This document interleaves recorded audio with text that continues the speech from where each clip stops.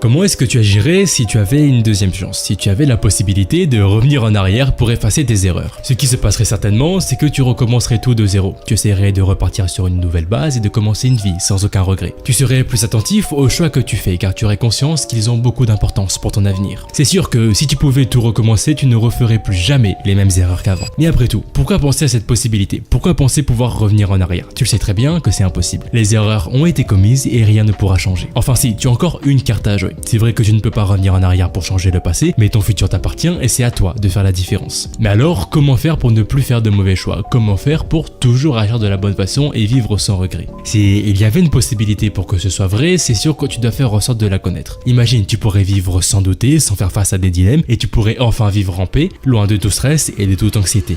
Michael Jordan est certainement celui qui a le mieux compris le poids que peuvent avoir nos décisions sur notre avenir. Lorsqu'il était au lycée, il a tenté d'intégrer la plus grande équipe de son établissement. Malgré son envie et son immense potentiel, l'entraîneur ne voulait absolument pas de lui dans son équipe. Et c'est totalement compréhensible, parce qu'à l'époque, le jeune Jordan n'était pas assez grand et n'avait donc aucune chance face aux géants qu'il aurait dû affronter. Mais surtout, il avait beau avoir un immense talent pour ce sport, il manquait avant tout d'expérience. Face à ce rejet, il n'avait pas 36 000 solutions devant lui. Soit il abandonne le basket et son histoire s'arrête ici, ou sinon il travaille encore plus dur pour espérer retenter sa chance l'année prochaine. Et le dénouement de cette histoire, tu le connais très bien. Il s'est entraîné comme un dingue pour devenir le meilleur de son lycée, et c'est ce qui lui permet par la suite de rejoindre l'université de Caroline du Nord et de devenir une légende vivante de ce sport. Michael Jordan, c'est clair qu'il a fait les bons choix. Il a choisi l'option qui lui permet de devenir celui qu'il a toujours rêvé d'être. Et s'il a su comment prendre une bonne décision, c'est bien parce qu'il avait conscience de quelque chose de très important. Si à chaque difficulté, tu savais ce que tu voulais vraiment, tu ne prendrais jamais de mauvaises décisions. Car lorsque le moment de choisir arrivera, tu agiras toujours de la bonne façon, toujours en accord avec tes valeurs et tes principes. Si tu avais cette capacité à te comprendre et à t'écouter, tu ne craindrais plus les regrets car tu saurais alors ce qui compte vraiment pour toi. Mais au fait, ce que je suis en train de te décrire, ce ne serait pas juste le comportement d'une personne sûre d'elle-même et confiante. Est-ce que ce ne serait pas simplement la description de quelqu'un qui a des convictions et qui sait où est-ce qu'il veut aller?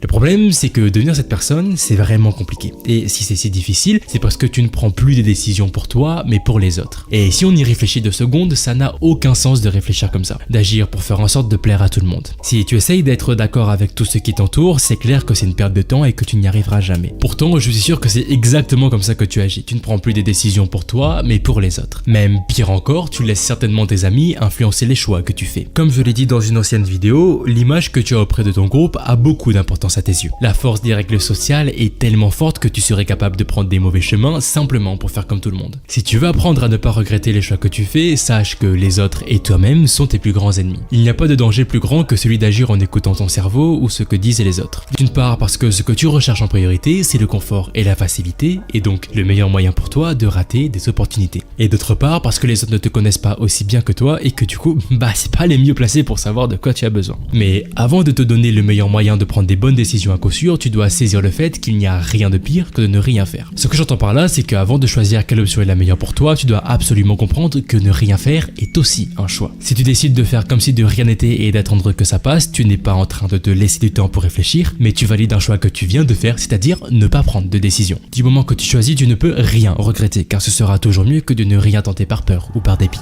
Alors, si tu veux agir sans regret dans ta vie, voici ce que je te propose. Je suis certain que même Michael Jordan a utilisé cette technique consciemment ou non. Ce qu'il te suffit de faire, c'est de retenir la règle des 10-10-10. Ce que ça signifie, c'est que à chaque fois que tu dois faire un choix, tu te demandes comment tu vas te sentir 10 minutes après avoir pris la décision. Puis tu te demandes comment tu te sentiras 10 mois après avoir fait ce choix, et enfin tu te demandes si dans 10 ans, tu verras cette décision comme un regret ou comme un tremplin qui t'a aidé dans ta vie. Grâce à cette méthode, tu ne réfléchiras plus pour convenir aux autres ou pour agir comme on attend de toi, mais tu prendras des décisions importantes pour ton avenir qui t'aideront réellement à atteindre des objectifs. J'ai vu beaucoup de gens avoir des regrets parce qu'ils n'ont pas pris des bonnes décisions au bon moment. Mais ce qu'ils ont oublié, c'est qu'un mauvais choix n'efface pas pour autant tous les efforts qu'ils ont fait. Ils n'ont pas compris que leur plus grosse erreur, ce n'est pas d'avoir des regrets car ils ont raté une occasion, mais c'est d'avoir arrêté d'espérer. Parfois, une opportunité, ce n'est pas prendre un chemin, mais c'est plutôt l'abandonner pour peut-être en trouver un autre meilleur qui te convient bien mieux. Faire des efforts pour choisir n'est vraiment pas facile et tu le sais très bien. Mais essaye vraiment de réfléchir à ce que tu veux car ça vaut la peine, crois-moi. Bien que beaucoup de gens te diront le contraire, je pense sérieusement qu'on peut effacer ses regrets. Mais à la seule condition de ne plus se lamenter sur le passé, mais d'essayer d'apprécier son présent